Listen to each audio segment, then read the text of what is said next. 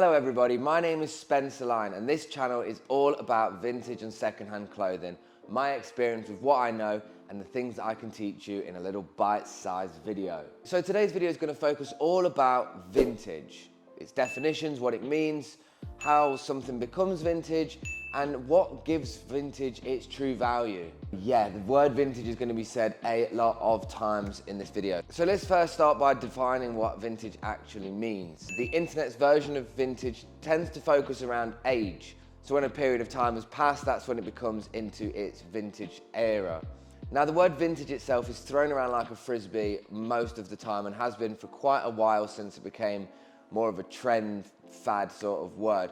But realistically, the word vintage is an association with age, be it with cars, be it with wine, and what we're talking about with clothing. Now the age itself is super relative to the industry that it is a part of. Certain people would consider vintage things from the 1920s, whereas other people might consider it from the 1980s. And when we look at clothing itself specifically, for me, I've always focused on vintage being something 2000 and before, kind of before the Y2K movement came about with all the Spice Girls, rhinestone, like cut off denim bits and that sort of stuff that separated what in my eyes was vintage from before. So for a teeny tiny bit of backstory, my entry point into vintage was selling 1980s Adidas sportswear jackets, Nike, things like that, back in 2012. So by this point, I've probably shown you a couple of definitions of the word vintage and hopefully some examples of things on the screen as well. I'm hoping that everything is looking all nicely connected and also that the audio is crisp. So when we look at what makes something vintage, it kind of sits back into what its definition really means. The word vintage is super subjective, but the main point and focus that we just have to remember is that it's all relative to time. If you want to be like Top Man and River Island and call something that was made in 2018 vintage, that's on you. But realistically, for those that know, we know that it's not. What makes something vintage is pretty much relative to what people think about the items of clothing that they've bought at those different times in life. There's so much that is coupled in with what makes something vintage, but realistically, it is as straightforward as how old this piece of item is. But more importantly, the kind of centering point around what's going to make sense to this is what gives vintage its actual value. Like, how are things marked up in price based on the vintage? Because what we need to understand, based on what we've learned from the other videos, is that all vintage is secondhand unless it's dead stock. Dead stock are items that are vintage by definition of the length of time, but not secondhand as they are new in the bags and the boxes. Now there's a few elements that really give vintage its value, and I'm going to try and break them down as simply and concisely as possible. And the first one is going to start with celebrity influencer representation through social media, through the entertainment industry. You know, at this point I'm going to show you some examples on the screen, but to name a few people, to name a few sort of brands, Kim Kardashian, 2017, was seen wearing Adidas Snap joggers.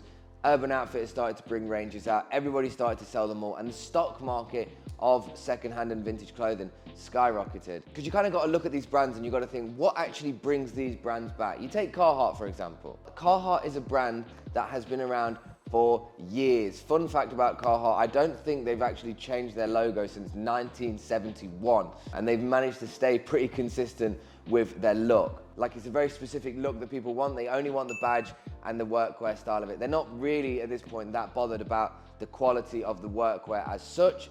And another example of that is North Face, but we'll get onto that in a moment. Celebrities are seen wearing Carhartt. Let's show some pictures of celebrities wearing it.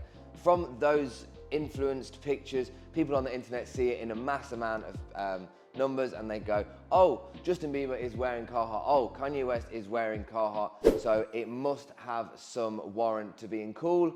And then what happens is the vintage market gets flooded with the over interest and overstimulation of people wanting to buy that brand, which helps the ecosystem of vintage itself. People, you know, jump to those sort of websites because Carhartt new is notoriously pretty expensive unless you're getting like super workwear items. But realistically, what the people are wearing are the vintage versions of these. They're not wearing the new ones all the time.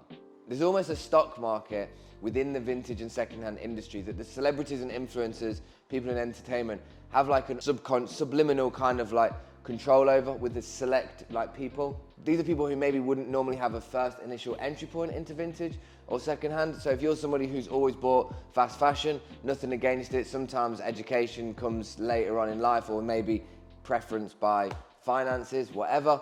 Hopefully on this channel, I'm going to encourage you ways that buying secondhand and vintage is a much more ethical, sustainable way to do so, and also how it can actually be profitable for your wallets. And I've not got a wallet, but I'm just slapping my pockets. So yeah, the first point is how the celebrities influence those sort of brands. And it can happen in any scopes. It can happen in graphic tees. It can happen in all sorts of styles, which leads me on to point number 2. So my second point for what gives vintage its value is back to the point of what vintage means and back to what we can't do. Now, there's a film called Midnight in Paris, and I hope I'm not butchering this, but they quote something called a golden age syndrome, or a golden age, where people basically want to go back to where they couldn't go. When we think about graphic t-shirts, when we think about band merchandise, this represents a time in life that we are not able to go back and see, but we can actually have an item of clothing that represents from that time. Oh, been there, done that, got the t-shirt, except not been there, not done that, but I got the t-shirt. When we take an example of an artist, and I'll just show you an artist right here, right now, with a show they've done, basically the capacity of the people that were at that event, followed by 30 years later or 25 years later, the price that it currently sits at now in the market online. Not to get over complex with it, celebrities and influencers that are within the entertainment industry do influence those sort of things. Justin Bieber's, the Travis Scott's, the people that are seen wearing graphic t-shirts and underlyingly create this sort of narrative of graphic t-shirts being cool.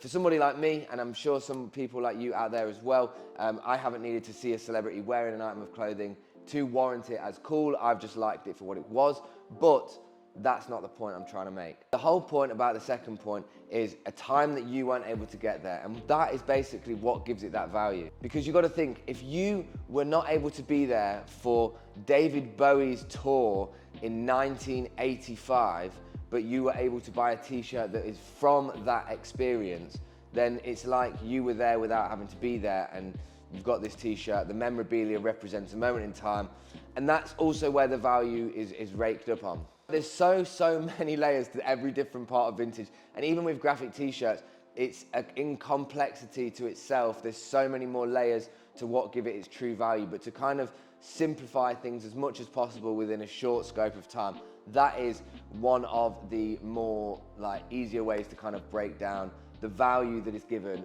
to graphic tees, as an example, within vintage, and what gives vintage its value. My third point is kind of like the stock market influence with vintage and things like that, because I think that plays a big role in the value of the brands themselves. People out there, everybody has a decision to where to buy and what to do, and a lot of vintage is driven by brands, it is driven by old school styles and old school looks, all from a different era, but those brands have had to have still been relatively safe with their relevancy 35 years later.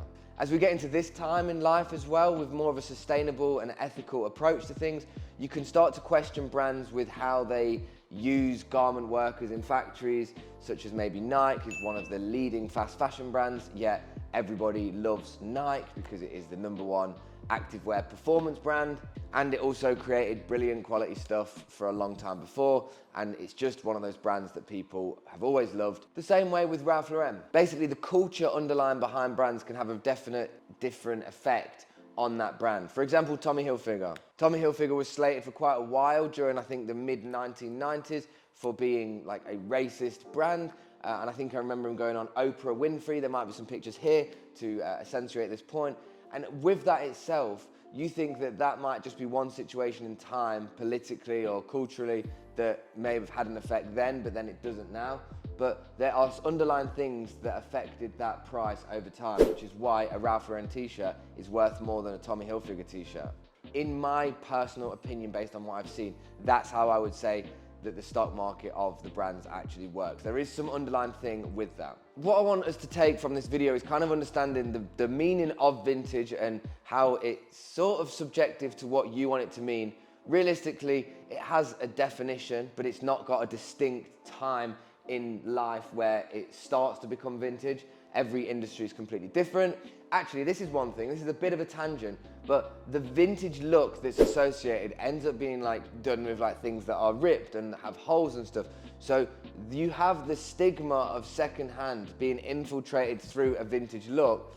Secondhand and its stigma, from what I probably didn't mention before, is things that are considered worn, considered battered, considered overly used, and then that gets repurposed into a vintage look through like modern brands.